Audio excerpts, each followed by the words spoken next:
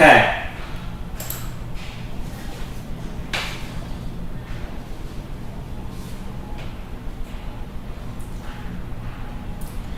Good afternoon, Philippines. Good afternoon, world. Today is Tuesday, March 2, 2021.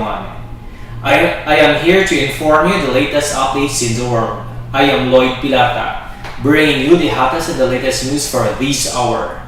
This is MK Education Live, current affairs and updates. And for the international news, Donald and Melania Trump received COVID vaccine at the White House in January.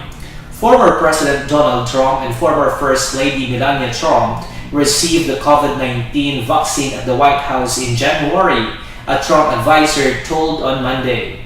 It was not immediately clear which vaccine or how many doses each had received. The revelation comes after the former president urged his followers to get vaccinated for the virus during a speech at the Conservative Political Action Conference in Orlando, Florida on Sunday, telling the audience, quote-unquote, how unpainful that vaccine shot is, so everybody go get your shot. That encouragement marked a notable shift as Trump, during his time in office, had long dismissed the gravity of the virus and eschewed practices like social distancing and mask wearing. Previously reported that a White House official had said in mid-December that Trump would not be administered a coronavirus vaccine until it was recommended by the White House medical team. The official said at the time that Trump was still receiving the benefits of the monoclonal antibody cocktail he was given during the recovery from the COVID-19 earlier in the fall, when both he and the First Lady had tested positive for the virus. Trump's decision to quietly receive the vaccine without public fanfare contrasts sharply with his successor and predecessors, President Joe Biden and Vice President Kamala Harris, were each vaccinated on live television in December. And former President Barack Obama, George W. Bush, and Bill Clinton volunteered in December to get their COVID-19 vaccines on camera to promote public confidence in the vaccine's safety. And for the national news, DOH, 13 who got Sinovac vaccines had minor common adverse effects. 13 people who received the vaccines from Sinovac biotech firm experienced negative effects during the first day of the government's immunization program on Monday, the Department of Health, DOH, said on Tuesday, quote-unquote. These were the 13 adverse events following immunization that were noted yesterday among all of these vaccines in these different hospitals. All of them are common and minor adverse events, said Health Undersecretary Maria Rosario Vergeri in an online press conference. Of the 13, Vergeri said 1 experienced hypertension, 3 experienced arm pain, 1 experienced rashes or HNS, 1 experienced headache, and 1 experienced nauseous experience or vomiting.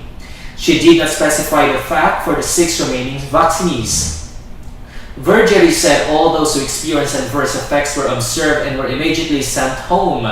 She added that nobody was hospitalized amid the negative effects of the vaccines. The DOH official also urged the public to not worry about the negative effects after getting inoculated because these are uncommon and mild, quote-unquote. Don't be afraid of the reactions because these are uncommon and mild.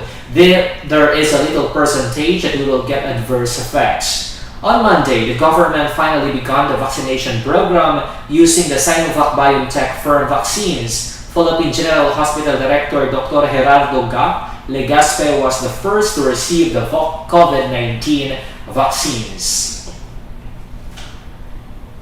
And for the local news, 40,000 doses of Sinovac eyed in Boracay. Some 40,000 doses of Sinovac are expected to arrive soon in Boracay Island, Malay Aklan, according to acting town mayor Floribal Bautista. Bautista said in a phone interview that Dr. Leslie Ann Luces of the Provincial Health Office PHO announced that this is a meeting with Boracay stakeholders Saturday night, February 27, 2021 at La Calmera Resort.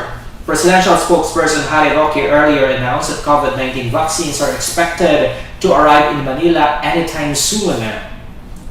The Sinovac will be used for tourism workers as recommended by the Department of Health, Bautista said. The local government unit will start necessary preparations on Monday. Bautista will be conducting a series of meetings among local government officials for the identification of vaccination sites and conduct of simulation exercises, among others, quote-unquote.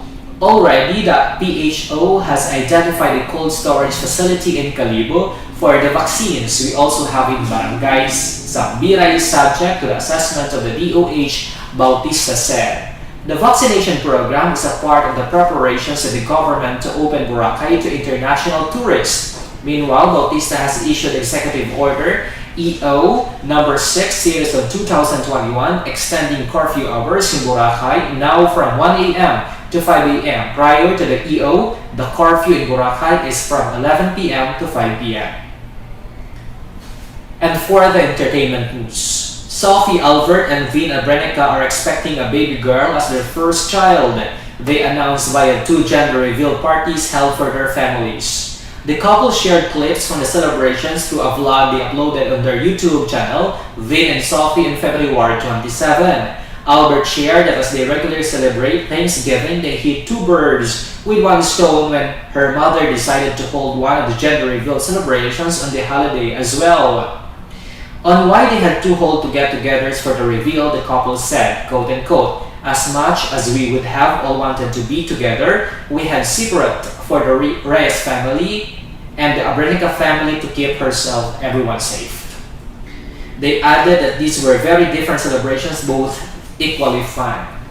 The reveal of the baby's sex came around 2 weeks after Albert and Abrenica announced that they are expecting their first child together. The two first met on the reality show Artista Academy, and back in 2012, they had been together for around 8 years and just moved together last month. And for the weather news, today, Tuesday, March 2, 2021, Philippines experienced 31 degrees Celsius. The sun rises at 6:12 a.m. this morning and sets at 6:04 p.m. Northeast monsoons affecting extreme northern Luzon, easterlies affecting southern Luzon, Visayas, and Mindanao. And that's the latest and the hottest news for this hour. I am Lloyd Pilata. Thank you and good afternoon.